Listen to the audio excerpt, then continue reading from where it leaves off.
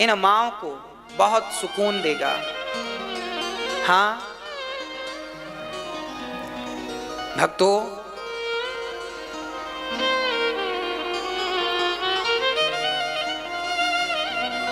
यहां पर वो माएँ आती हैं जिनको वास्तविक में आपके सहारे की जरूरत है। आज हमारे पास ये मैया जी आई हैं जिनके एक पुत्र है, पर फिर भी ये दास अब मैया का पुत्र बन के सेवा करेगा।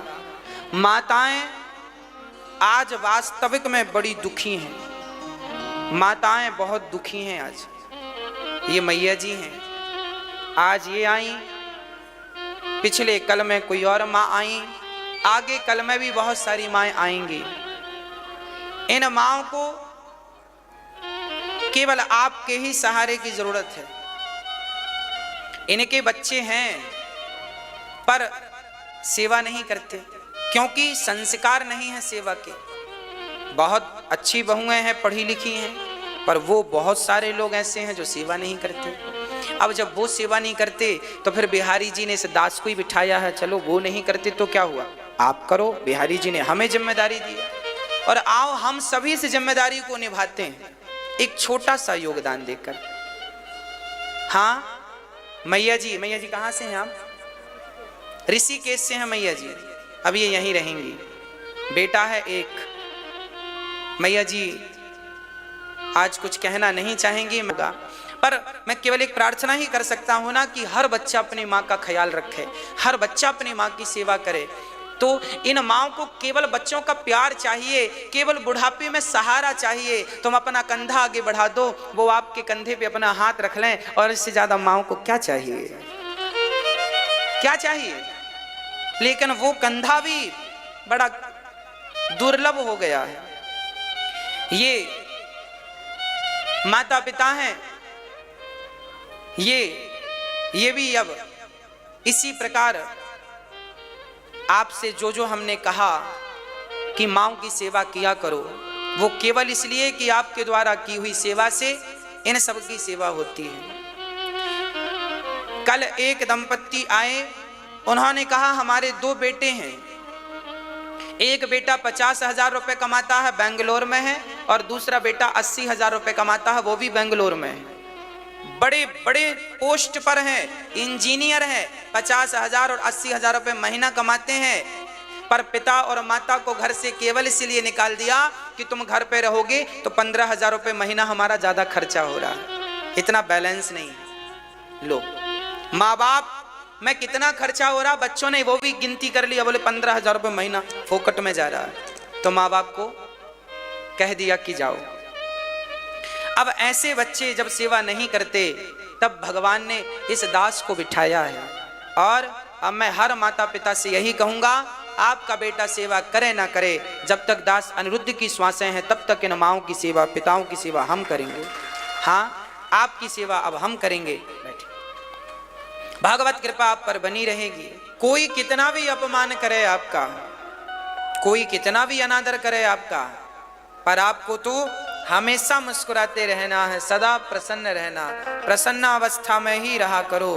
किसी की गाली का आप पर कोई प्रभाव ना पड़े, ऐसा प्रयास किया करो। कोई प्रभाव ना पड़े किसी की गाली का, खुश रहो, प्रसन्न रहो बस। तितिक्षवः कारुणिकाः सुहृदः सर्वदेहिनां, सहनशील बनो। शंकर जी को गालियां मिली, शंकर जी चुप रहे, कोई उत्तर नहीं दिया। शंकर जी वहां से उठकर चले गए। दक्ष ने श्राप दे दिया, अपमान किया, वो किया, श्राप दे दिया, तुम्हें यज्ञ में भाग नहीं मिलेगा। पर शंकर जी ने अपना स्वभाव नहीं छोड़ा। जब दुष्ट अपनी दुष्टता नहीं छोड़ता तो सज्जन को अपनी सज्जनता नहीं छोड़नी चाहिए, कभी नहीं छोड़नी चाहिए। सज्जनता का त्याग नहीं करना चाहिए, हर हाल में प्रसन्न रहना चाहिए। दक्ष ने दूसरी बार यज्ञ किया, यज्ञ में सबको बुलाया, पर शंकर जी को नहीं बुलाया, क्योंकि वो अपमान करना चाहता था। शंकर जी तो नहीं गए, पर माता सती मचल गई, मैं पिता के यज्ञ में जाऊंगी। शंकर जी ने कहा निमंत्रण नहीं आया तो क्यों जाओगी, जहां बुलावा ना आए जहां से वहां जाने की जरूरत नहीं है। सती जी नहीं मानी, पिता के यज्ञ गईं, जलकर भस्म हो गईं शंकर जी का अपमान देखकर, और वही सती पार्वती बनी और शंकर जी से उनका विवाह हुआ। दक्ष का सिर कट गया, बकरी का सिर लगा।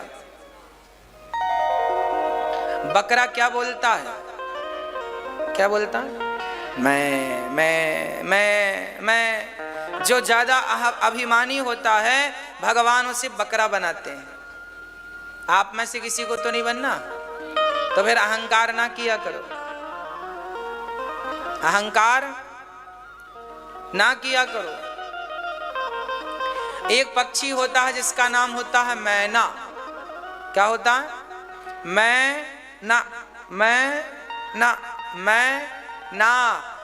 ना अर्थात मैं नहीं हूं, वह परमात्मा ही परमात्मा है, मैं तो हूं ही नहीं। अहंकार मिटा दो तो अपने आप आपके सारे दोष मिट जाएंगे। भगवान शंकर ने दक्ष का कल्याण किया बकरे का सिर लगाकर। ये मनु जी की 3 बेटियों की चर्चा समाप्त हुई। मनु जी महाराज की ये प्रसूति, दक्ष के अपमान पर यहाँ पर एक छोटा सा संदेश आपको दूंगा। जब आपकी सास गाली दिया करे तो आप भी चुप ही रहा करो। क्या रहा करो मेरी माँ? चुप। गाली जितनी मिल रही है, जेठानी दे रही है, देवरानी दे रही है, पड़ोसन दे रही है, जमाना देने दो, कोई फर्क नहीं पड़ता। आप तो बस प्रसन्न रहो, खुश रहो, कोई प्रत्युत्तर मत दो, जवाब मत दो। भाई कुत्ता आपको काटता है तो आप तो कुत्ते को नहीं काटते, ये काट लेते हैं। तूने काटा तुझे भी काटेंगे। आप इंजेक्शन लगाकर अपना इलाज करते हैं बस। जब आपका कोई अपमान करे, गालियां दे, तो आप मत दिया करो। ये आपके स्वभाव का परिचय नहीं है। आप विद्वान हैं, समझदार हैं, विवेकशील हैं। भाई हमें कोई गाली दे और हमने भी गाली दे दी, अब आप हमें लड़ते झगड़ते देखोगे तब आप क्या कहोगे? लो महाराज जी बातें तो अच्छी करते हो, खुद लड़ते रहते है ना। तो हम जो ज्ञान लिए हैं वो केवल बोझा ना बना के चले, उसको चरित्र में। भाई जलेबी 1 किलो लेके चलोगे, हाथ दर्द करने लगेगा, खा लो। खाने से पेट दर्द नहीं करेगा, पेट में कोई भार थोड़ी बनेगा।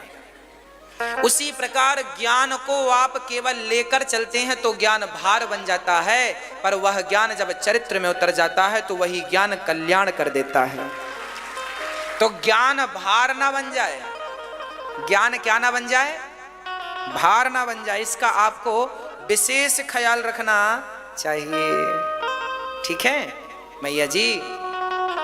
अब क्या हुआ कि सास गाली दे, चुप रहो। एक बहू मेरे पास आई, गुरुजी हमारी सास बहुत गाली देती है, अब क्या करें? हमने कहा सास गाली दे तो हमने उसे एक छोटी सी कागज की पुड़िया दे दी। हमने ये कागज की पुड़िया दी, हमने कहा लो पुड़िया, और जब तुम्हारी सास गाली दे तो ये पुड़िया अपने यहाँ पर दोनों दाढ़ों के बीच में दबा लेना। हाँ महाराज जी दबा लेना। अब वो घर गई और हमने कहा सास जितनी गाली दे उतने जोर से दबाना। अब वो घर गई और सास गाली देनी शुरू की तो उसने पुड़िया यहाँ दबाई जोर से। सास गाली देती जा, वो पुड़िया दबाई। सास को लगा, सास भी बड़े आश्चर्य में, भगवान पहली बार बहू ने जवाब नहीं दिया। दूसरे दिन फिर सास ने प्रोग्राम शुरू किया, गाली गाली गाली, इसके बाद ये वो। बहू ने फिर जल्दी से पुड़िया दबा ली। दूसरे दिन सास को लगा राम राम, तो शुरू दिन 1 घंटा बोली थी, इस बार आधे घंटे में। अकेली कब तक भौं करेगी बताओ? कुत्ता तब ज्यादा भौं करता है जब सामने से रिस्पांस मिले, नहीं चुप हो जाता, कहीं कहीं करके चला जाता है कुत्ता भी। आप भी जब सामने वाले को जवाब देते हैं तो। तीसरे दिन सास ने फिर गाली दी, पर 15 मिनट में कार्यक्रम पूरा कर लिया। चौथे दिन तो 2 मिनट ही बोली सास। अब सास को लगा बहू को क्या हो गया, ये तो जवाब नहीं देती। 5वें दिन सास बहू से जाकर पूछी, अरे बहू अब तुम हमारी बहू नहीं हो, अब तुम हमारी बेटी बन गई हो। ऐसी हमारी बेटी थी, हम गाली देते थे, वो कोई जवाब नहीं देती थी, अब हम तुमको बेटी मानेंगी। अब तो बहू दौड़ी दौड़ी आई, गुरुजी क्या दिया था पुड़िया में? सास तो माँ बन गई। हमने कहा पुड़िया खोल के देखो। उसने पुड़िया खोल के देखी, उसने कहा महाराज जी तो कुछ भी नहीं है इसमें, कोई भभूति अभूति नहीं है। हमने कहा कोई भभूति थोड़ी देते हैं। अरे बोले सास माँ कैसे बन गई? हमने कहा मेरी बहन, आपने कोई जवाब नहीं दिया, आपने सास की गालियां 5 दिन सहन कर ली तो 5 दिन में ही आपकी सास माँ बन गई। जब आप सहन करेंगे तो अपने आप सामने वाले को बदलने की ताकत रखेंगे। सामने वाला तब बदलेगा जब आप पहले अपने आप को बदलेंगे। अपने आप में बदलाव लाइए, आप में सहनशीलता होगी तो सामने वाला अपने आप बदलेगा। कब तक नहीं बदलेगा? आप जवाब देते हैं तो आग लगती है, मत दिया करो, देने दो गालियां। कांटे से कहो तुम चुभना छोड़ दो, गुलाब से कहो तुम महकना छोड़ दो, तो क्या संभव है? नहीं ना। जैसे गुलाब ने आदत बना ली है कांटों के साथ रहने की, कहो मेरी माँ, इस गुलाब ने किसके साथ रहने की, किसके साथ रहता है? इसके आसपास 1000 कांटे होते हैं कि नहीं? हाँ या ना? कोई गुलाब तोड़ना चाहे तो कांटा चुभ जाता है कि नहीं? जैसे इस गुलाब ने कांटों के बीच में रहने की आदत बना ली है, उसी प्रकार आप अपने घर के वातावरण में रहने की अपनी आदत बना लो। जवाब देने से कोई फायदा नहीं। जैसे कांटों के बीच में रहकर भी गुलाब आपको खुशबू देता रहता है अपनी सुंदरता से अपनी ओर आपको। अरे गुलाब की ओर भले लोगों को पता है कि इस पेड़ पर कांटे हैं, पर गुलाब है इसलिए लोग उसकी तरफ बढ़ते हैं, नहीं कांटे ही कांटे हो तो जाएगा कौन? आप भी अपने घर परिवार में इस गुलाब की तरफ बन के रहिए कि लाख आपका कोई अपमान करे, लाख गालियां दें, फिर भी आप अपना मुस्काना, अपना मुस्कुराना, अपना हंसना, अपनी प्रसन्नता, ये देखो कांटों के बीच में रहता है तो भी इसकी कली खिलती है कि नहीं? हाँ, आप भी खिलो, हंसो, आनंद से रहो। और जैसे ये अपनी खुशबू देना कभी नहीं छोड़ता, ये मिटने के बाद भी हाथों को खुशबू देकर जाता है। आप भी अपने परिवार का व्यवहार सहकर भी आप अपने परिवार को केवल खुशबू दीजिए, केवल अच्छाई दीजिए। यही संस्कार है आपका। यदि कांटे में गुलाब ने रहना सीख लिया तो आप भी अपने घर पर रहना सीख लो। कब तक गाली गलौच भरा जीवन जियोगे? कब तक अपमान सहोगे और करोगे? इसलिए आप कोई बात नहीं, सास गाली दे रही है, स्वभाव ऐसा कब तक देगी? 1 महीने देगी ना, 2 महीना चुप हो जाएगी। आप उत्तर मत दीजिए, यही समाधान है। पत्नी गाली देगी कब तक? चुप रहो। पति गाली देगा कब तक? चुप रहो। आपके मौन व्रत धारण करने से आपका घर स्वर्ग बन जाएगा, ये मेरा विश्वास है। कोई जवाब मत दीजिए। जवाब देने से कोई किसको जवाब दे? कांटों को जवाब दोगे? गुलाब के कांटों से कहो क्यों रे कांटे, तुमने इतना बढ़िया गुलाब पाया है फिर भी तुम गुलाब की संगत कर करके तुम गुलाब ना बने, कांटे ही रहे। तब क्या करें? उसका स्वभाव कांटे का है। ऐसे लोगों का, कुछ लोगों का स्वभाव ही होता है गाली देना, कुछ लोगों का स्वभाव ही कठोर है। क्या करोगे? अब उन्हीं के संग आपको रहना पड़ेगा गुलाब की तरह। उनको आप बदलना चाहेंगे तो शायद वो बदल भी जाए, पर नहीं बदले तो दुखी ना होना, समझ लेना वो कांटे हैं, कभी नहीं बदलने। कुछ लोग समाज में ऐसे होते हैं जो कभी नहीं बदलते। कुछ लोग ऐसे होते हैं जो अपनी गलती को कभी स्वीकार, कुछ लोग ऐसे होते हैं गलती करेंगे पर अपनी गलती को स्वीकार बिल्कुल नहीं करेंगे। ऐसे गांव में कहते हैं अड़ूल किस्म के लोग होते हैं। अकड़ू, अकड़ जाएंगे, टूट जाएंगे पर झुकेंगे नहीं। और झुकता वही है जिसमें जान होती है। अकड़ खास मुर्दे की। ये जो लोग कभी अपनी गलतियां स्वीकार नहीं करते ना, एक्चुअली ये जिंदा मुर्दे ही है। एक मुर्दा वो है जो मर के अकड़ता है, ये जिंदा ही अकड़े हैं, ये मुर्दे ही हैं। अब इनसे क्या मुंह लगो, क्योंकि तो मुर्दे हैं, इसलिए आप इनके मुंह लगने से कोई नहीं लगा करो, मुंह नहीं, कोई फायदा नहीं। अपना समझ समझ के चलो बाबा, अपना बच बच के चलो। सामने रास्ते में कीचड़ भरा है, आपको अपने पांव बचा बचा के रखने पड़ेंगे। थोड़ी सी गलती हुई तो कीचड़ तो चाहता है कि आपको गंदा कर दे। कुछ लोग तो इसी चाह में रहते हैं, आपको भड़काएंगे, आप कुछ बोले नहीं कि चालू हो जाएंगे। उनको बहाना चाहिए लड़ने का। कीचड़ तो चाहता ही है कि आपके कपड़े गंदे करें, आपको ही बच बच के पांव रखना पड़ेगा। समाज में आप अपने जीवन में वैसे ही चलो जैसे कीचड़ में एक व्यक्ति सावधानी से चलता है। अपने रिश्तों में भी सावधानी से चलते रहो, परमात्मा प्राप्त होंगे। आप उलझो मत, बहको मत, भटको मत। बात समझ में आ रही है मेरी माँ? कीचड़ से बचना है, आपको ही बच के चलना पड़ेगा। भगवान शंकर के बाद मनु जी महाराज के सती का विवाह शंकर जी से हुआ। मनु जी महाराज के दो बेटे प्रियव्रत और उत्तानपाद। उत्तानपाद की दो पत्नियां हैं, सुनीति और सुरुचि। सुनीति का विवाह, सुनीति बड़ी, सुनीति मतलब सुंदर, नीति सुनीति, सुरुचि मतलब मन की रुचि। आप मनमाना काम ना किया करो। शास्त्रों की जो मर्यादाएं हैं, शास्त्रों की जो आज्ञा है, गुरुजनों की आज्ञा, उसका उस हिसाब से काम करो, वैसी जिंदगी जियो, मनमाना नहीं। सुरुचि मनमाना काम करती थी तो उसका बेटा उत्तम हुआ, और ध्रुव जी की मां सुनीति भगवान की सेवा में रहकर पति की आज्ञा का पालन करके पातिव्रत धर्म का पालन करती थी। जब माता सुनीति जैसी हो तो पुत्र ध्रुव जैसा तो होगा ही ना। मेरी माँ, माँ जैसी होगी बेटा वैसा होगा। गाय का बच्चा गाय ही होगा, गधा तो नहीं हो जाएगा। कि गाय से गधा भी होता है? गाय का बच्चा कभी गधा तो नहीं हुआ, सुना तो नहीं आप लोगों ने? हाँ जी, जैसे गाय से कभी गधा पैदा नहीं हो सकता, उसी प्रकार संस्कारियों के घर कभी असंस्कारी बच्चे पैदा हो ही नहीं सकते, संभव ही नहीं है। संस्कारी माई बाप हैं तो बच्चे भी जैसे माता वैसे बच्चे, जैसे पिता वैसे बच्चे। माता पिता से बच्चों का जन्म होता है, माँ बाप के संस्कार लेकर बच्चे पैदा होते हैं। इसलिए माँ बाप को चाहिए कि आप संयमी रहें, तब बच्चे संयमी बनेंगे। सवेरे 4 बजे जाग जाती और बच्चे ध्रुव को संस्कार भजन का देती, बेटा भगवत प्राप्ति करनी है। ध्रुव जी महाराज छोटी सी उम्र में भगवान का भजन करने लग गए। एक दिन अपने पिता की गोद में बैठने गए तो पिता ने हाथ पकड़ के, उस ध्रुव जी की सौतेली मां ने हाथ पकड़ के नीचे गिरा दिया, बेटा आप इस गोद में बैठने के अधिकारी नहीं। क्यों? क्योंकि तूने हमारे गर्भ से जन्म नहीं लिया। यही है परिवारवाद। आज समाज में यही देखने को मिलता है। आज योग्य लोग परेशान हैं, है ना? योग्य लोगों को काम नहीं मिल रहा है और सोर्स वाले अपना काम कर लेते हैं, पहचान वाले जान पहचान वाले।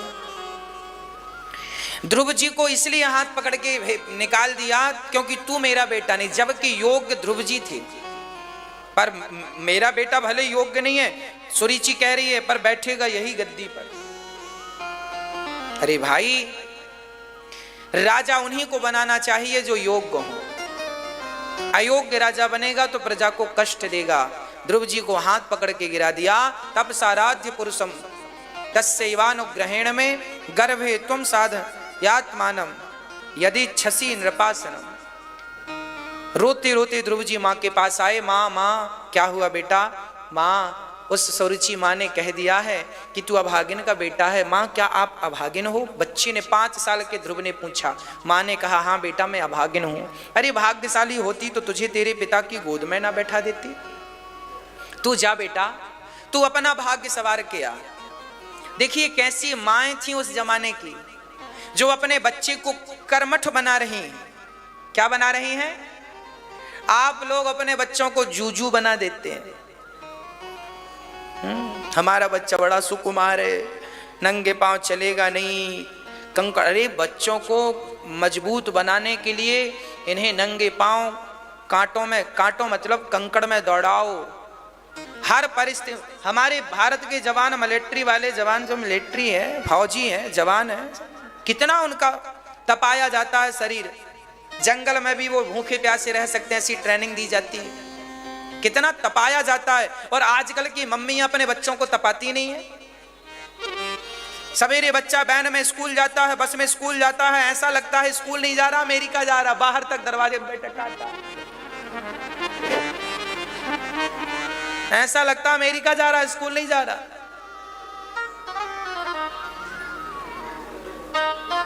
अरे बेटे हैं, बच्चे हैं, गलती करें तो इनको बिल्कुल बिना पूछे 2-2 थप्पड़ गाल पे पड़ते रहें। यदि दंड देना छोड़ दोगे मेरी मां तो विनाश हो जाएगा इन बच्चों का। गलती करने पर 1 थप्पड़ जोर का पड़े। सबक भय बिनु हो ही न प्रीत, लिखा है शास्त्रों में। बच्चे गलत कर रहे हैं, गलत व्यवहार कर रहे हैं, तुरंत उनको मारो, डांटो, ठीक से व्यवहार करना सिखाओ। ऐसे नहीं करते, ऐसे करते हैं। बड़ों से बात कैसे करनी है, ऐसे करनी है। प्रणाम कैसे करना, ऐसे करना। बच्चे हैं तो सुधार के, मार पीट के ठीक कर लो। यही कल को बड़े हो जाएंगे तो तुम्हें आंख दिखाएंगे। यदि तुमने सही संस्कार नहीं दिए तो कल को फिर तुम कुछ नहीं कर सकते, है ना। इसलिए अभी संस्कार देने का वक्त है। सारी चीजें हम कथा के माध्यम से आपको केवल अवगत कराते हैं, आप स्वयं इसको ठीक करें। बच्चों को अच्छे मार्ग में, अच्छी संस्कारों में, अच्छी परवरिश में रखो। बच्चे बिगड़े ना। ध्रुव जी महाराज को मां कहती है जा तप कर। अब देखो 5 साल के बच्चे को मां ने घर से भेज दिया जंगल, जा तपस्या कर, भगवान को पाकी लौटना, ये भी कह दिया। लो, अब ध्रुव जी गए। माँ भगवान कहाँ मिलेंगे? माँ ने कहा बेटे भगवान सब जगह है। अच्छा माँ, तो फिर सब जगह है तो फिर हमें कहाँ मिलती क्यों नहीं? बोले बेटा जैसे दही में मक्खन तो होता है पर मक्खन को निकालने के लिए मंथन करना पड़ता है, उसी प्रकार भगवान सब जगह होते जरूर हैं पर भगवान तक पहुंचने के लिए भक्ति करनी पड़ती है। तो भक्ति करने जा। नारद जी रास्ते में मिलेंगे। नारद जी मिले, ओम नमो भगवते वासुदेवाय मंत्र दिया और नारद जी पर विश्वास किया। ध्रुव जी ने अपने गुरु वचनों पर विश्वास किया और ध्रुव जी ने जब मंत्र का जाप किया, मेरी माँ, नारद जी ने पहले डराया, जल्दी से घर चला जा, छोटा है, शेर खा जाएगा। ध्रुव जी बोले मर जाऊंगा पर अब वापस घर नहीं जाऊंगा, भगवान को पाए बिना लौटूंगा नहीं। इसका अर्थ यही हुआ कि जीवन में व्रत लेने हो तो ऐसा ही व्रत लिया करो। व्रत लेना हो तो कैसे व्रत?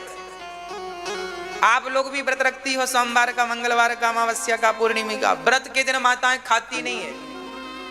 क्या नहीं खाती? रोटी नहीं खाती, दाल नहीं खाती, सब्जी नहीं खाती, चावल नहीं खाती, परंतु रबड़ी मिल जाए और साबूदाना मिल जाए, खिचड़ी और खीर छोड़ती भी नहीं है।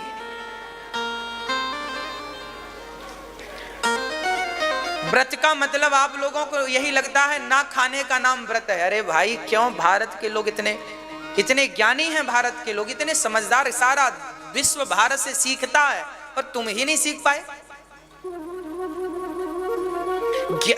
व्रत का अर्थ होता है प्रतिज्ञा। व्रत का अर्थ ये नहीं कि आज मैंने रोटी नहीं खाई तो मेरा व्रत। अरे भूखे रहने से भगवान मिलते तो भूखे लोग मरते क्यों? भगवान को ना पा लेते। लोग भूखे मर क्यों जा रहे हैं? फिर भूख से मर रहे हैं। भारत में आप देख लो उठा के हिसाब किताब, हजारों लोग रोज भूखे मर जाते हैं भारत में। फिर भूखे मरते क्यों है? भगवान ना पा जाते। हाँ मैया जी, हो गई बात। भगवान को पाने के लिए रोटी का त्याग नहीं करना है, भगवान को पाने के लिए अपने विषयों का त्याग करना है। काम का, क्रोध का, लोभ का, मोह का, अभिमान का, निंदा का, चुगली का, कपट का, छल का, ये त्याग करो, ना कि रोटी छोड़ के बैठे हो। ठीक है, रोटी भी छोड़ के भगवान की भक्ति होती है। भक्ति, भगवान का भजन 2 प्रकार से होता है। एक तो वह भजन है कि आप दान करके पुण्य कमाओ। दान करके क्या कमाओ? पुण्य। और कोई आदमी गरीब है, वो दान नहीं कर सकता, तो कहो कि भैया तुम गरीब हो, तुम व्रत रह के पुण्य आज खाओ मत, रोटी भी बचाओ अपनी, ताकि तुमको भगवान का स्मरण होगा, याद होगी। ये भी पुण्य है।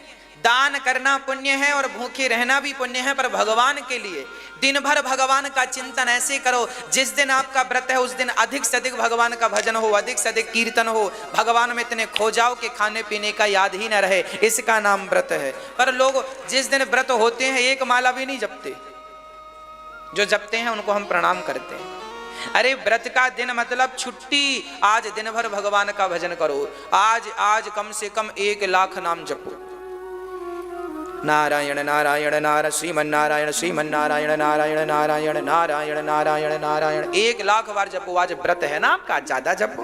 अब ज्यादा नहीं जपेंगे, ज्यादा सोएंगे। आज सो रहे हैं, क्या है आज व्रत है साहब का, सो रहे हैं।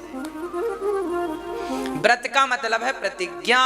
आज से प्रतिज्ञा लो, आज से व्रत लो, कभी झूठ नहीं बोलेंगे। आज से व्रत लो, कभी किसी के साथ कपट नहीं करेंगे। आज से प्रतिज्ञा लो, व्रत लो, कभी किसी की निंदा और चुगली नहीं करेंगे। ये सब प्रतिज्ञा, ये व्रत है। ध्रुव जी तपस्या करने गए, ओम नमो भगवते वासुदेवाय का जाप किया। 6 महीने में भगवान उनकी भक्ति से प्रकट हो गए। भगवान ने सामने से दर्शन दिया। ध्रुव जी के मन मंदिर में वही भगवान समाये हैं। ध्रुव जी महाराज ने भगवान को देखा भी नहीं। तब भगवान ने ध्रुव जी के अंदर जो भगवान की छवि थी, ध्यान मग्न थे, वो छवि अपने अंदर कर ली तो ध्रुव जी की आंखें खुली। जो परमात्मा भीतर थे वही सामने आ गए। ध्रुव जी ने स्तुति करनी चाहिए। भगवान ने गालों पर शंख का स्पर्श कराया और ध्रुव जी ने स्तुति की। ध्रुव जी ने भगवान की स्तुति की। मेरे हृदय में बस जाओ नाथ, मेरी वाणी सदा आपका गुणगान करती रहे। ये कहकर भगवान ने कहा, ध्रुव जी आपने मेरी भक्ति की है, जाओ आप 36,000 वर्षों का राज्य भोगो और अंत में मेरे धाम चले आना। ध्रुव जी गए, उनके पिता ने उन्हें राजा बनाया और जिस माँ ने अपमान किया था उसको गले लगा लिया। माँ आपने अपमान ना किया होता तो मुझे भगवान के दर्शन कभी ना होते। ये अपमान मैया जी लगता बड़ा बुरा है, पर सच कहता हूं ये अपमान गले से उतर जाए तो कल्याण कर देता। इसलिए सम्मान का घूंट तो सब पी लेते हैं, अपमान का घूंट पीकर दिखाओ तो जाने। ध्रुव जी ने पिया और आज उनके भाई को यक्षों ने मारा तो ध्रुव जी ने यक्षों को मारा। तब कुबेर जी ने भक्ति का उपदेश किया, मनु जी ने वैराग्य दिया और ध्रुव जी परम धाम को आज माता के सहित विमान पर बैठ के ध्रुव जी ध्रुव लोक में चले गए। ये भजन का प्रभाव देखिए तो सही। एक छोटा सा बालक भगवान को पा लेता है केवल भक्ति करके। ये भक्ति में इतनी ताकत है मेरी माँ कि ये भक्ति भगवान तक पहुंचा देती है। और जब भगवान तक पहुंच जाओगे तो इतना आनंद, इतना सुख मिलेगा जिसके बारे में आपने स्वप्न में कल्पना नहीं की। सुख मिलता है। भगवान को पा लिया तो सब पा लिया और भगवान को नहीं पाया तो सब कुछ पाकर भी कुछ नहीं पाया। जैसे ससुराल में गई हुई लड़की सास का प्यार तो पा लिया, ससुर का प्यार पा लिया, परिवार में सबको प्रसन्न कर लिया अपनी सेवा से, पर अपने पति को प्रसन्न ना कर पाई। सबको प्रसन्न किया, पति को प्रसन्न नहीं किया तो सबको प्रसन्न करना बेकार हो गया कि नहीं। उसी प्रकार आपने संसार में सब कुछ पाया, एक परमात्मा को ना पाया तो सब कुछ पाना बेकार हो गया। बोलिए भक्त वत्सल भगवान की जो हमारा है उसे हमारा कहो। दिव्य उपदेश से गौकर्ण जी का दिव्य ज्ञान पाकर आत्मदेव जी घर का त्याग करके सेवा कथा रस महो नितराम पेवत्व, सेवा कीजिए। मैया जी इस धरती पर यदि आपको सुख चाहिए है तो केवल सेवा कीजिए। जो सेवा करता है अमर हो जाता है। सेवा करने वाला मरता ही नहीं है। मर जाए तो उसके द्वारा किए गए व्यवहार से लोग शिक्षा लेकर और जीवन जीते हैं। सेवा कीजिए। आत्मदेव जी घर छोड़कर निकल गए। धुंधकारी ने मां को मारा, मां कुएं में कूदकर मरी। 5 वैश्याओं को धुंधकारी ने घर में रखा। धुंधकारी को 5 वैश्याओं ने गला दबाकर मार डाला। जब आप दूसरों के साथ गलत व्यवहार करते हैं तो आप भी याद रखिएगा कि आपके साथ भी वही व्यवहार होगा जो आपने दूसरों के लिए किया है। जैसा बोया है वैसा काटेंगे। धुंधकारी ने अपने माता पिता को मारा तो उनकी पत्नियों ने उसे गला दबाकर मार डाला। 5 पत्नियां थी धुंधकारी की। मरा नहीं तो जलता अंगार मुंह में डाल दिया, तड़प तड़प के मर गया। मर तो गया पर वो प्रेत बना। जब प्रेत बना तो प्रेत योनि से अब मुक्त कैसे हो। तब गौकर्ण जी ने धुंधकारी को भागवत सुनवाई। ये वही भागवत है जिसे धुंधकारी जैसा प्रेत सुनता है तो 7 दिन में उसका भी उद्धार हो जाता है। 7 दिन में धुंधकारी एक बांस की ग्रंथि में जाकर बैठा। पहले दिन की कथा हुई, बांस की पहली गांठ खुल गई। अर्थात कथा हमारे भीतर जितनी गांठें हैं उन गांठों को ही तो खोलती है। काम की, क्रोध की, लोभ की, मोह की, निंदा की, चुगली की, कपट की, छल की, सारी गांठें खोल दिया। और 7 दिन के बाद एक दिव्य पुरुष निकला, विमान पर बैठा। जाने लगा तो गौकर्ण जी ने कहा, भैया कौन हो, परिचय तो दे दो।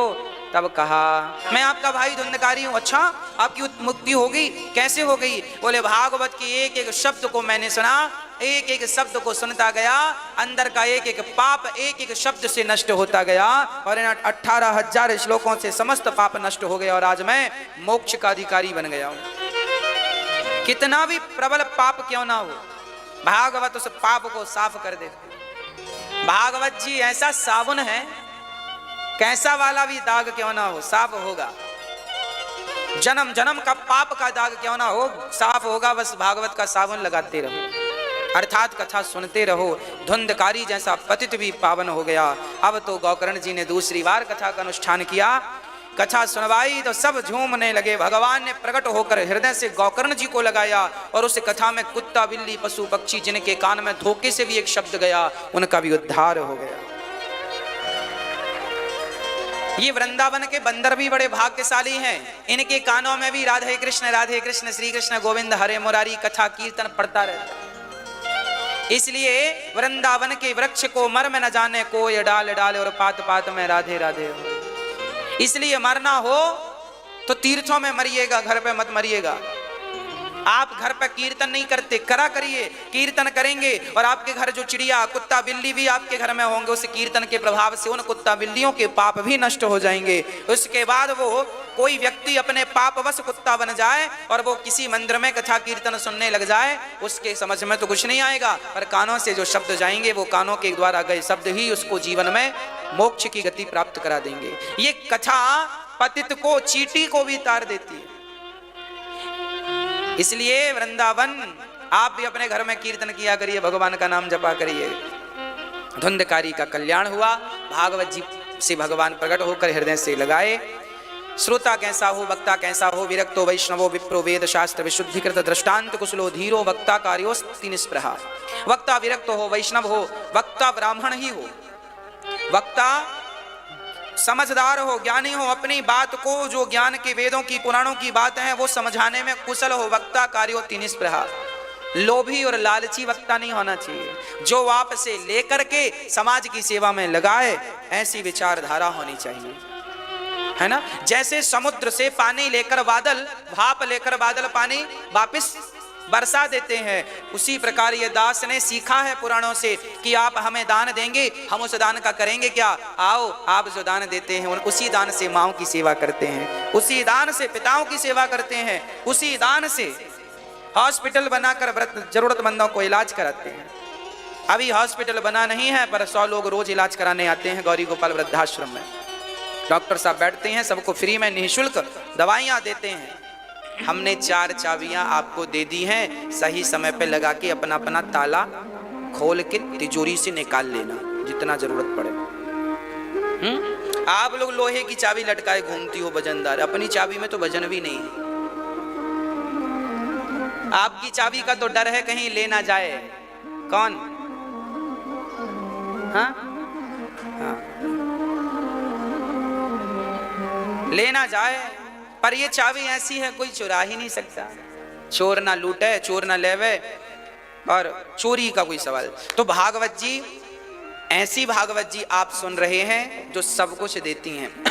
इसलिए मांगना हो तो केवल भगवान से मांगना सीखिए, कहना हो तो दिल से भगवान से कहना सीखिए। सीधी बात यह है कि भगवान को आप अपना बना लो और भगवान के सिवा आपका कोई ना हो, ऐसा भाव रखो। हे नाथ, आप ही हमारे सर्वस्व हैं।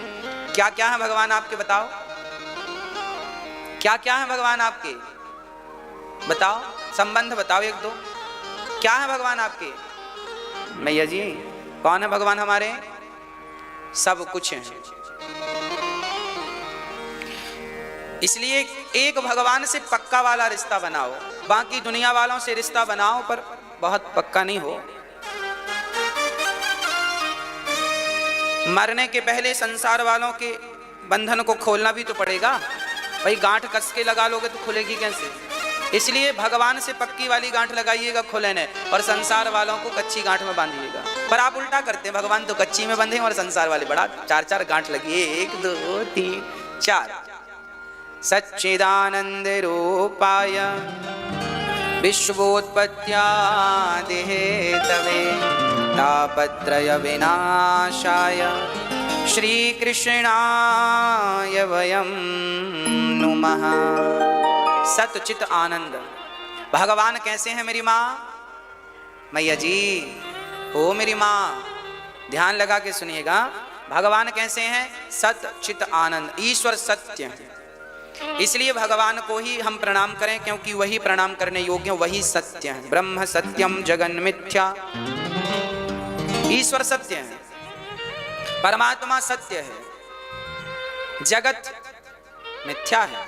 अब आप कहेंगे महाराज जी संसार दिख रहा है, आप कैसे मिथ्या कह रहे हैं? भाई जो चीज दिख रही है उसे मिथ्या कैसे कहा जा सकता है? हाँ वैसे ही मिथ्या है जैसे आपने रात में कभी देखा हो, एक बार क्या हुआ, घर के सामने रस्सी पड़ी थी, हमारी आंखों में दिखाई पड़ा सांप थी रस्सी, पर हमें क्या लगा? अब हमने वो चिल्लाया, सुनो सुनो भैया वो सांप है। आए लाठी लेके लोग, कहां सांप? वो सांप। ध्यान से देखा, लालटेन के प्रकाश से, लालटेन जानते हैं, देखा प्रकाश, अरे सांप नहीं है, रस्सी, उठा लिया। अरे राम राम, डर गए फालतू में। थी वो रस्सी, पर दिख रही थी कैसे? हाँ जैसे वो थी रस्सी पर दिख रही थी सांप, उसी प्रकार ये जगत है परमात्मा का रूप, पर दिख रहा है संसार जैसा। ये संसार कुछ नहीं, जैसे सांप नहीं है केवल रस्सी है, उसी प्रकार परमात्मा का ही ये स्वरूप है संसार, पर अज्ञानवश, चूंकि अंधकार था ना, अंधकार के कारण ही क्या लगा? यदि प्रकाश होता तो दिख जाता कि ये सांप नहीं है, ये तो रस्सी है। रज्जौ यथा हेर भ्रमः, जैसे रज्जु में, रज्जु मीन्स रस्सी, जैसे रज्जु में सर्प सांप की अनुभूति होती है, दिखता है नहीं? दिख रहा है कब? क्योंकि अंधकार है। अच्छा प्रकाश है तो नहीं दिखेगा। जो लोग अज्ञानी हैं उन्हें ही ये संसार नजर आता है, जो ज्ञान के प्रकाश, ज्ञान की टॉर्च से देख रहे हैं, वो संसार में भी परमात्मा का अनुभव कर रहे हैं। कण कण में हरि व्यापक सर्वत्र समाना, ईश्वर सब जगह है। सी राम मैं सब जग जानी, कहां नहीं है भगवान? भगवान है सब जगह, पर वो नजर इसलिए नहीं आता क्योंकि अंधकार है। अंधकार मीन्स अज्ञान का। आज लोगों के पास अज्ञान ज्यादा है, ज्ञान की टॉर्च तो कम लोगों के पास। जिनके पास टॉर्च है ज्ञान की, वो समझ रहे हैं कि ये स्त्री नहीं है भगवान है, ये पुरुष नहीं है भगवान है, ये चींटी नहीं है भगवान है, ये माँ नहीं है भगवान है। पर जिनके पास ज्ञान नहीं है वो तो अपनी माँओं का भी हाथ पकड़ पकड़ के निकाल रहे हैं। क्यों? क्योंकि उनके पास ज्ञान की टॉर्च, क्योंकि उन्हें रस्सी में क्या नजर आ रहा है? सांप नजर आ रहा है, जबकि है वो रस्सी। उसी प्रकार ये जगत जगत नहीं है, ये जगत ही जगन्नाथ है। पर लोगों को जगन्नाथ नजर ना आकर के क्या नजर आता है? जगत नजर आता है। क्यों नजर आ रहा है? क्योंकि अंधकार है, अज्ञान का। इसलिए हमारे भीतर क्या होना चाहिए? ज्ञान का प्रकाश होना चाहिए।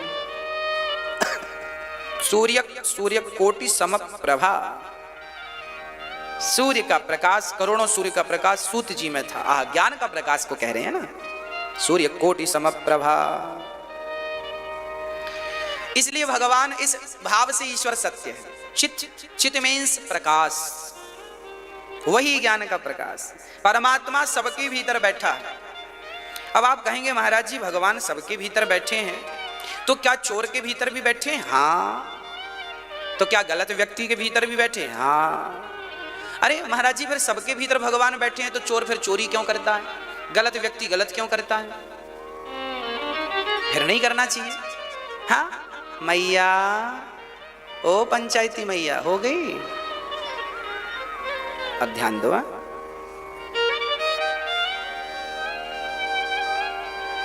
सबके भीतर भगवान बैठा है। अब देखो ना, सबके भीतर भगवान बैठे हैं फिर भी आप पंचायत करने लग जाते हो। फिर भी पंचायत, जिनसे पंचायत कर रहे हैं उनके भीतर भी भगवान बैठा, और जो पंचायत कर रहा उनके भीतर भी। तो दूसरे वाले भगवान ने कह दिया एक इस वाले भगवान से पंचायत करो। सबके भीतर भगवान बैठे। अच्छा आप इस बात को मानते हैं कि नहीं कि भगवान सबके भीतर हैं? ईश्वर सबके भीतर है, हाँ सबके भीतर है। फिर कोई गलत क्यों करता है? अरे भाई एक बात बताओ, परमात्मा सबके भीतर है इसका अर्थ ये बिल्कुल नहीं है कि कोई गलत नहीं करे। भाई सही और गलत परमात्मा की मर्जी से नहीं होता, आप अपने विचारों से स्वतंत्र हैं। ईश्वर ने आत्मा तो भगवान का स्वरूप है, पर बुद्धि तो तुम्हारी ही है, निर्णय तो आपका ही है, मन तो आपका ही है। चलो एक बात बताओ, ये बिजली का पॉइंट है, आप मैया राम राम, अच्छा बैठो बैठो बैठ जा। हाँ तो बिजली का पॉइंट जो है, उस बिजली के पॉइंट में आप हीटर का प्लग लगाओगे तो कमरा कैसा हो जाएगा? कैसा होगा? और एसी का प्लग लगा दोगे तो ठंडा।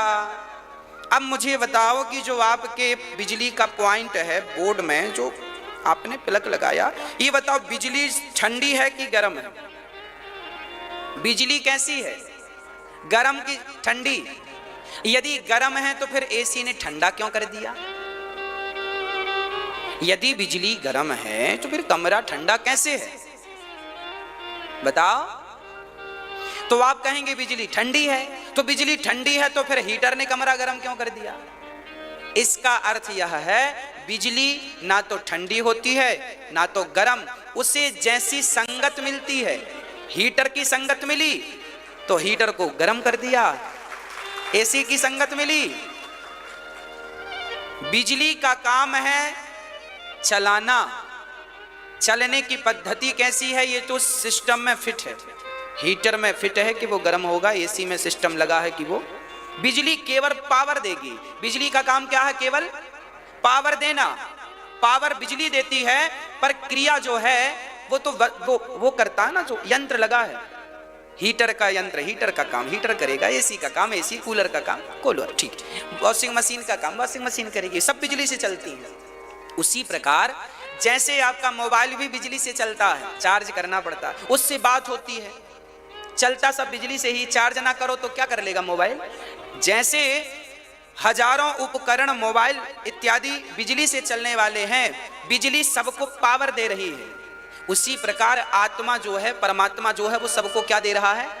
पावर दे रहा है। पावर आपके पास है। अब आपको उस पावर से कमरे को ठंडा करना है या गर्म करना है, वो आप अपने विचार से प्लग लगाइए कि एसी का प्लग लगाना है कि हीटर का लगाना है, वो आप अपने विचार से, अपने विवेक, यहाँ पे जो खोपड़ी में ईश्वर ने कुछ दिया है ना, इससे समझ के करना है, यहाँ से विवेक से, है ना। अब परमात्मा ने पावर दिया है, हमें पता है कि ये लड़की है, ये लड़का है, हमें पता है कि ये हमारी माँ है, ये हमारा पिता है, हमें पता है ये गड्ढा है, ये कुआं है, ये तालाब है। अब जब हम जानबूझ कर के कुएं में कूदेंगे तो परमात्मा दोषी होगा क्या? तुम्हें ज्ञान तो था ये कुआं है, कूदोगे मर जाओगे। तुम्हें ज्ञान नहीं था कि तुम्हारी माँ है, तुमको पेट में रखी है 9 महीने, तुम्हें ज्ञान नहीं था क्या? था ज्ञान, फिर भी तुमने हाथ पकड़ के निकाल दिया, तो दोषी कौन होगा?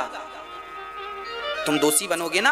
अब पाप किया है, देखो पाप किया है, अब पीठ कड़ी कर लेना, कोड़े भी बरसेंगे जल्दी से, परमात्मा के सजा मिलेगी। तो परमात्मा दोषी नहीं है, परमात्मा ने सबको एनर्जी दे रखी है, पावर दे रखा है। आप सोच अपनी रखें, समझ अपनी।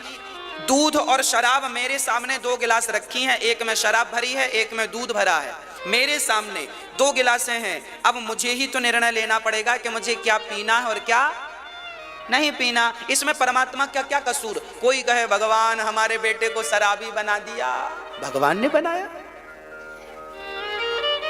भगवान ने बोला था पी, भगवान ने तो अक्ल दी थी, विचार करने की क्षमता थी, आपने क्यों गलत निर्णय लिया? दूध और शराब गिलास में भरी है, क्या पीना है क्या नहीं पीना, इन्हें यही समझने के लिए शास्त्रों का अध्ययन करना पड़ता है। यही सही गलत का ज्ञान करने के लिए अपने बच्चों को सत्संग कराया करो, अपने बच्चों को कथा सुनाया करो। क्या क्या अनुकरणीय है और क्या अनुकरणीय नहीं है। यद्यपि शुद्धम वेद विरुद्धम वेद जो कह रहे हैं शुद्ध ज्ञान दे रहे हैं, पर क्या अनुकरणीय है और क्या अनुकरणीय, ये आप अपने विचार से, ईश्वर ने बुद्धि दी है बस। यदि तुम बुद्धिमान ना होते तो फिर तुम्हारे अपराध का भोक्ता भी भगवान बनता, पर तुम तो विवेकशील हो। इसलिए सबके भीतर परमात्मा तो है, परंतु मैया हो गया व्हाट्सएप। अच्छा ठीक है। तो तात्पर्य यही निकला कि परमात्मा सबके भीतर है, पर जब आप गलत करते हैं उसका कारण परमात्मा बिल्कुल नहीं है। उसका कारण कौन है? आप स्वयं। कोई किसी को सुख नहीं देता, कोई किसी को दुख नहीं देता। हर व्यक्ति अपने बुद्धि विवेक अपने कर्मों से सुख और दुख दोनों ही पाता है। हम दोषी बनाए फलाने के कारण, फलाने, अरे काहे दोषी बना रहे हो? आपने अपने आप को क्यों नहीं ठीक किया? गलत निर्णय क्यों लिया? सही निर्णय लेना था ना, विचार करके करना था ना। इसलिए आप बहुत विचारवान व्यक्ति बने। मैं तो आपसे रोज कहता हूं ये बात। तो भगवान सच्चिदानंद रूपाय सच्चित आनंद, ये भगवान सत्य है। फिर चित्त की व्याख्या, सबके भीतर आत्म तत्व के रूप में चित्त स्वरूप परमात्मा विराजमान है। और तीसरा स्वरूप है परमात्मा का आनंद, आनंदम ब्रह्म। भगवान का काम है आनंद प्रदान करना। आनंदम ददाति इति आनंदः, जो आनंद प्रदान करे उन्हें आनंद कहते हैं। आनंद कंद भगवान कृष्ण चंद्र। भगवान कृष्ण का नाम क्या है? नंद के आनंद भयो। तो भगवान आनंददायक हैं, इसलिए आनंद चाहते हो तो भगवान की शरण में जाओ। अच्छा, केसर चाहिए तो कहां जाना पड़ेगा? काश्मीर जाना पड़ेगा। ठंडी का आनंद लेना है तो कहां जाना पड़ेगा? हिमालय, बर्फ की चादर वहीं मिलेगी हिमालय के आसपास। अच्छा, गर्मी का मजा लेना है तो कहां जाना पड़ेगा? दक्षिण भारत जाओ, गर्मी। पूर्व भारत भी जाओ, गर्मी है। उड़ीसा चले जाइए, गर्मी है। गर्मी लेना है तो गर्म प्रदेशों में जाइए, सर्दी लेना है तो ठंडे प्रदेशों में जाइए। उसी प्रकार आनंद चाहिए है तो भगवान के प्रदेश में आइए। भगवान का प्रदेश कौन सा है? उनका चरण, चरण प्रदेश। ठाकुर जी के चरण प्रदेश हैं, तो भगवान के चरण रूपी प्रदेश में प्रवेश करो। चरण रूपी प्रदेश में प्रवेश करो। जब आप चरण रूपी प्रदेश में प्रवेश करेंगे तो आपको किसकी अनुभूति होगी? हम बद्रीनाथ जाते हैं तो रास्ते से हमें क्या लगने लगता है? ठंडी लगने लगती है भाई, सॉल। जब यहाँ से जाते हैं ना हरिद्वार से, तब बड़ी गर्मी लगती है। अरे भाई सारे कपड़े कम पहनो पतले कपड़े पहनो, बड़ा गर्म है। और बस चली, ओ यूं यूं यूं यूं यूं यूं यूं चली बस। और जब चली चली चली चली चली पास पहुंची तो अपने आप भाई सॉल निकालो। अरे सॉल तो ऊपर, बस के ऊपर बंदी। अरे भाई बस रोको, सॉल निकालो जल्दी से। हम तो बड़ी अकड़ में आए थे कि हम तो गर्मी का मौसम, कहाँ सर्दी है। अरे जाओ, ऐसी ठंडी है। ठंडी का मजा लेना है बद्रीनाथ जाओ, केदारनाथ जाओ। आहा। और गर्मी का मजा लेना है जगन्नाथ जी जाओ। और आनंद का मजा लेना है तो बिहारी जी के चरणों में आओ। यही आनंददायक है। आनंदम ब्रह्मा, आनंद के सागर ठाकुर जी हैं, भगवान जी हैं। आनंद के क्या हैं? जगन्नाथ भगवान आनंद के सागर हैं। बद्रीनाथ जी आनंद के सागर हैं। बिहारी जी आनंद के सागर हैं। रामलला आनंद के सागर। द्वारिकाधीश जी आनंद के सागर। विठलनाथ जी आनंद के सागर। ये आनंद के सागर है।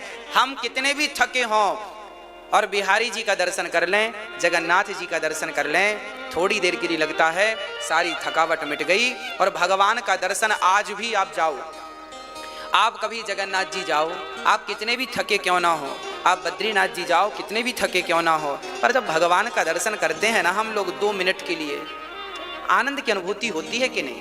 आप बिहारी जी का दर्शन करते हैं, भगवान जी का, बिहारी जी का, आनंद की अनुभूति होती है कि नहीं? हाँ, जितनी हमने कल किया था सो कल भी आनंद मिला, और आज करेंगे तो, और फिर कल करेंगे तो ऐसा नहीं कि अब कल तो कर लिया था, कल आनंद आया था, अब आज आता है कि नहीं। तुम जाओ तो सही, वहां की तो धक्का मुक्की में भी आनंद ही है,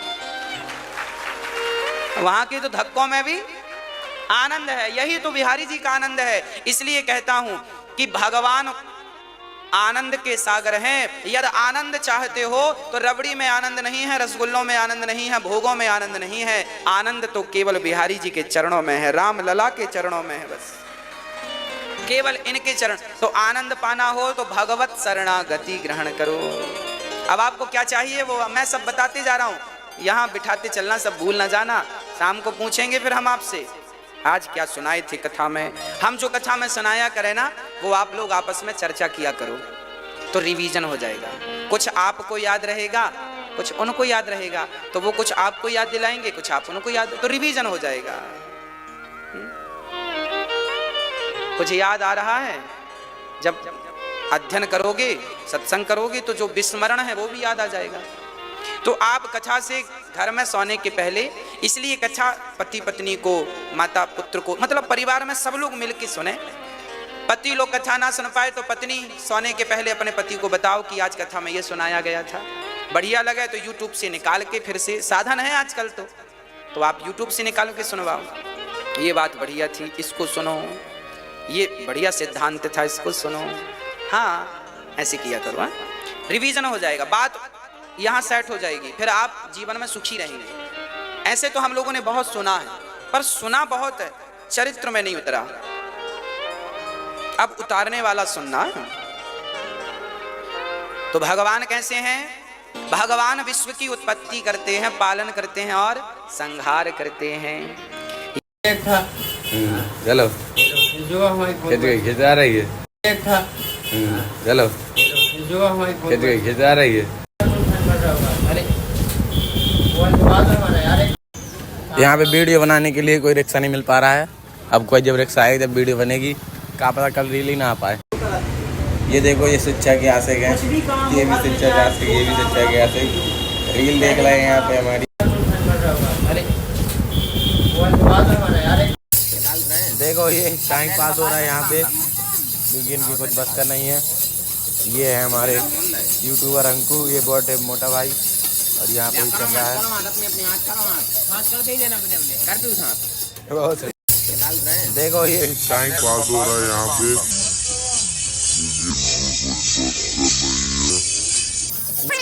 पे, मोटा भाई।